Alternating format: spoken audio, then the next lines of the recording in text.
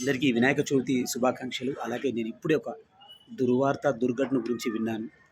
Plaster of Paris అదే జిప్సమ్‌తో తయారు చేస్తాం గదా! పీఓపీ గణేష్ విగ్రహాన్ని తరలిస్తున్న సందర్భంలో ఉమ్మడి కరీంనగర్ జిల్లాలో కరీంనగర్ టౌన్‌లో ఆ గణేష్ విగ్రహం తరలించటంతో పాటు దాని చుట్టూ ఉన్న వ్యక్తులు పైన కరెంటు తీగలు తగిలి అక్కడికక్కడే 9 మంది చనిపోవడం, హుటాహుటిన ఆస్పత్రులకి తరలించినా కూడా ఆసుపత్రిలో నలుగురు చికిత్స పొందుతూ చనిపోవడం చాలా చాలా చాలా బాధాకరంగా ఉంది. దయచేసి మిత్రులు, సోదరులు మీరందరూ కూడా గణేష్ విగ్రహాలు తరలించేటప్పుడు దయచేసి విగ్రహం పైన విద్యుత్ తీగలు వేలాడుతూ ఉంటాయి. అది దయచేసి కొంచెం చూసుకోండి. కింద కూడా చూసుకోండి. నాలాలు చూసుకోండి. వర్షం పడుతా ఉంది.